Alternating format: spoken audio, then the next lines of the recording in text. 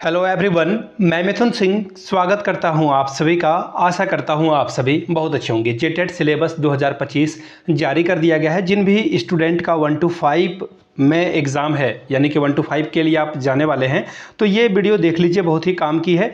मैं आप लोगों को बता देना चाहता हूं कि इसे आप अगर कर लेते हो तो आपका काम बन जाएगा। एक एक करके कहाँ से पढ़ना है, इसके लिए बुक के लिए जो है अलग वीडियो मैं बना दूंगा आप लोगों के लिए, ताकि आपका जो है काम आसानी से हो पाए। तो 1 to 5 का जो नया सिलेबस है वो डिस्कस करेंगे टॉपिक वाइज। हर एक टॉपिक को हम लोग देखेंगे, तो ये वीडियो लंबी बनेगी, आराम से हम लोग इसे देखेंगे। CDP यानी कि बाल विकास और एवं शिक्षा शास्त्र, और क्षेत्रीय भाषा यानी कि इसमें आपका खोट्ठा आ जाएगा, पंचपरगनिया, कुरमाली हो, ये सब सारी बातें हैं। और फिर हिंदी और इंग्लिश 15-15 मार्क्स का होगा, और फिर मैथमेटिक्स और पर्यावरण अध्ययन ये आपको देखने को मिलेगा। तो टॉपिक वाइज सिलेबस इस वीडियो में हम लोग डिस्कस करेंगे, और एक एक करके हम लोग देख लेते हैं। नोट्स के बारे में अभी मैं कुछ भी नहीं बोलने वाला हूं, जब तक मैं कंप्लीटली तैयार नहीं कर लेता हूं फिर, और उसके बाद जो है आपको सारी बातें बताऊंगा। तो ये देखिए PDF नंबर 795, कोई एक हिंदी में शायद पंजाबी में एक गाना था, शायद 395 या 295, आई डोंट रिमेंबर। वो बहुत पॉपुलर गाना था वो, शायद उसे केवल क्रांतिकारी गाना था वो, ठीक है। तो फिर से हम लोगों के लिए क्रांति यही कि 795 आ चुका है, और ये 795 पत्रांक संख्या है। और इसमें हम लोग झारखंड में जो टैट की परीक्षा होगी उसके बारे में इसमें डिटेल में जो है सिलेबस वगैरह इन्होंने बता रखा है। अब यहाँ से एक बार जो है एग्जाम पैटर्न को देख लीजिए, उसके बाद डिटेल में जो है टॉपिक को हम लोग देखेंगे। CDP से 30 क्वेश्चन पूछे जाएंगे, ओवरऑल आप 30 नंबर ला सकते हैं। दूसरी जो भाषा 1 है, भाषा 1 में आप हिंदी इंग्लिश रख लीजिए, या फिर हिंदी उर्दू रख लीजिए, ये आपकी मर्जी है। 2 आपको चुनने होंगे, हिंदी संस्कृत उर्दू संस्कृत में से कोई एक आपको जो है 4 भाषाओं में से किसी 2 भाषा का चयन करना है।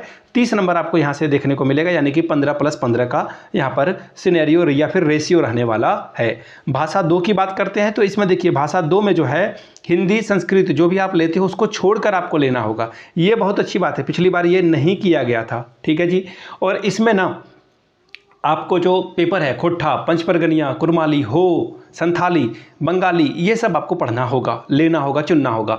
30 क्वेश्चन पूछे जाएंगे, 30 नंबर आप यहाँ से ला सकते हैं। गणित में 30 क्वेश्चन पूछे जाएंगे, 30 नंबर ला सकते हैं आप। पर्यावरण अध्ययन में 30 क्वेश्चन पूछे जाएंगे, 30 नंबर आप ला सकते हैं। तो ओवरऑल 150 क्वेश्चन पूछे जाएंगे। 150 मिनट का वक्त होगा, 2.5 घंटे का, उसमें 150 क्वेश्चन आपको सॉल्व करने होंगे। मैथमेटिक्स बहुत ही आसान है, एक क्वेश्चन के लिए आपको 1 मिनट का वक्त मिलेगा, जो कि मोर देन सफिशिएंट होगा, ठीक है जी।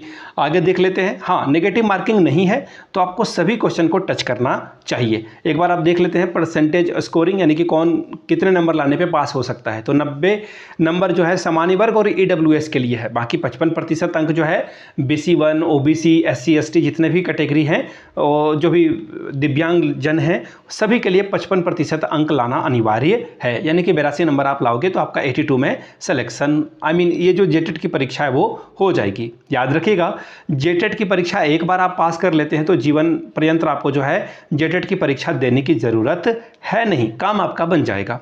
चलिए, यहाँ तक आपको बात समझ में आ गई। यहाँ से देख लीजिए, स्पष्ट इन्होंने लिख रखा है, ये बात 2016 में भी लिखी गई थी कि इस जो ये शिक्षक पात्रता परीक्षा, झारखंड शिक्षक पात्रता परीक्षा, इसे पास कर लेने से आपका नियुक्ति का दावा यह अधिकार मान्य नहीं होगा। यह मात्र एक पात्रता परीक्षा है, आपसे चेक किया जाएगा कि आपके अंदर जो है एबिलिटी है भी अथवा नहीं, ठीक है जी। इतनी बात तो आपको समझ में आ गई होगी। किस जिला के लिए कौन सा क्षेत्रीय या जनजातीय भाषा है उसे आप देख लेंगे, और उसी के अकॉर्डिंग आप पढ़ेंगे। चलिए 1 to 5 का सिलेबस देखते हैं। पाठ्यचर्या, उसे आप बोलते हो ना करिकुलम, वो है यहाँ पर, लेकिन पाठ्यचर्या नहीं, यहाँ पे पाठ्यक्रम होना चाहिए था। पाठ्यचर्या मतलब करिकुलम होता है। कोई मुझे जो है करेक्ट कर देगा हिंदी, नीचे कमेंट सेक्शन में, ठीक है। सिलेबस का मतलब होता है पाठ्यक्रम। देख लेते हैं, पहला है बाल विकास एवं शिक्षा शास्त्र। इसमें अवधारणाएं आपको पढ़नी है।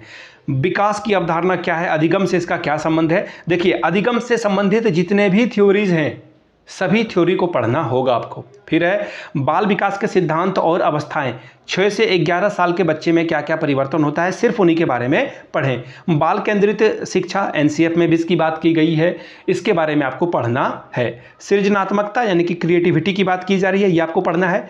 व्यक्तिगत विभिन्नताएं यानी कि इंडिविजुअल डिफरेंस, किस साइंटिस्ट ने कौन सी बात कही है, कितने कैटेगरी में बांटा है, इसे आपको पढ़ लेना होगा। सतत एवं व्यापक मूल्यांकन CCE की बात की जा रही है। ठीक है, ये मैंने एमएड में भी पढ़ रखा है, बीएड में भी पढ़ रखा है, यहाँ पर भी सिलेबस में से दे दिया गया है। विशेष आवश्यकता वाले बच्चों की शिक्षा यानी कि स्पेशल एजुकेशन की बात की जा रही है। जो बच्चे थोड़े उनको देखने में दिक्कत है, सुनने में दिक्कत है, समझने में दिक्कत है, स्लो लर्नर है, उनको आप कैसे पढ़ाएंगे उसके बारे में यहाँ पर चर्चा की गई है सिलेबस में। आगे देखिए, अधिगम एवं शिक्षा शास्त्र, बच्चे कैसे सोचते हैं और सीखते हैं, इसके बारे में सवाल पूछा जाएगा। शिक्षण अधिगम की मूल प्रक्रियाएं क्या है उसके बारे में आपको पढ़ना है। अभिप्रेरणा और सीखना यानी कि मोटिवेशन आपको मिलेगा और कैसे आप सीखोगे इसके बारे में आपको पढ़ना है।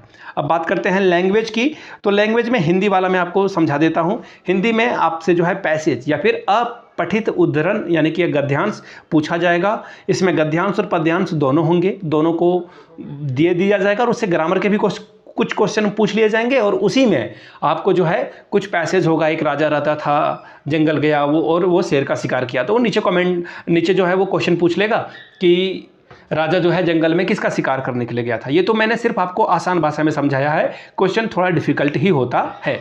व्याकरण में देखिए, संज्ञा, सर्वनाम, विशेषण, लिंग, वचन, कारक, काल, पर्यायवाची, मुहावरे और लोकोक्तियों को पढ़ना होगा।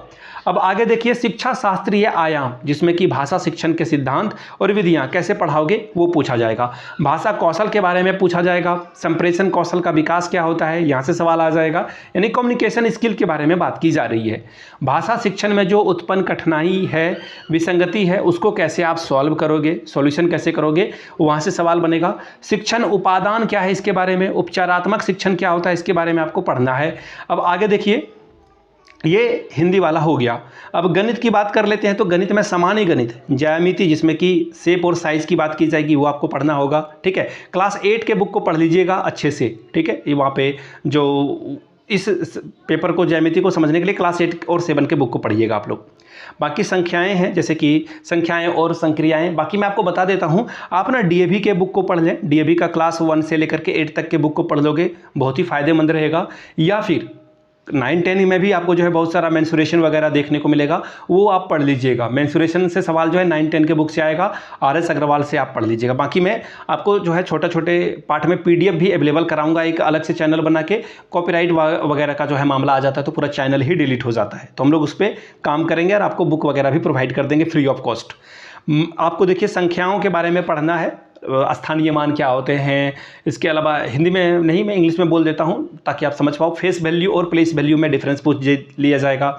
माप में जैसे लेंथ के बारे में, मात्रा के बारे में, भार के बारे में, वो ना आपने पढ़ा ना, milli centi, decimetre, deca, hecto, kilometre, उससे सवाल पूछ लिए जाएंगे गोल गोल घुमा के। 1 हेक्टेयर में कितने मीटर होते हैं, नीचे कमेंट करिए तो जरा सा आप लोग, 1 हेक्टेयर में कितने किलोमीटर स्क्वायर का एरिया आता है, नीचे कमेंट करके बताइएगा आप लोग। ठीक है, वॉल्यूम के बारे में पढ़ लेना है। तो देखिए, वॉल्यूम में यहाँ पे आपको जो है सब कुछ पढ़ लेना है। स्फीयर का वॉल्यूम पढ़ लेना है, सिलेंडर का पढ़ लेना है, रेक्टेंगल, क्यूब, क्यूबाइड, सब कुछ आपको पढ़ना होगा। ठीक है, रेक्टेंगल का आप क्या ही वॉल्यूम निकालोगे, उसका तो सिर्फ एरिया निकलेगा। आगे देखिए, भिन्न के बारे में पढ़ना है, प्रतिशत, लाभ, हानि, समय और कार्य, यहाँ से सवाल बार बार आते हैं तो इसको ध्यान में आप लोग रख लीजिएगा। ठीक है, शिक्षा शास्त्रीय मुद्दे, गणित की प्रकृति और स्वरूप क्या होता है, शिक्षण विधियाँ क्या है, ये बहुत इंपॉर्टेंट है, इसे पढ़ लीजिएगा। जैसे कि मैं आपको एग्जाम्पल बता देता हूँ, मैथमेटिक्स में जो है सबसे ज़्यादा इंपॉर्टेंट थ्योरी क्या होती है, आप जैसे आगमन और निगमन विधि पढ़ाते हो, वहाँ से सवाल बनेंगे।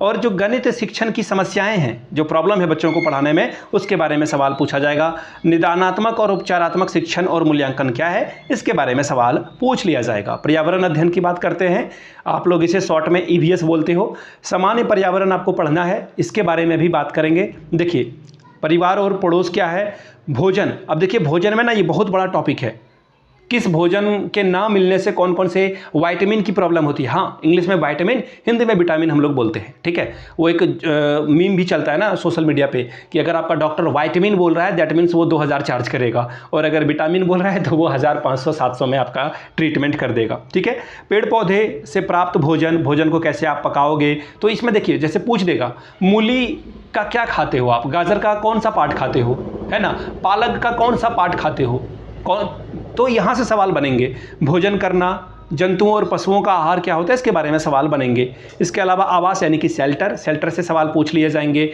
इग्लू जो आपने बर्फ़ का घर पढ़ा है वहाँ से सवाल बनेंगे, ठीक है।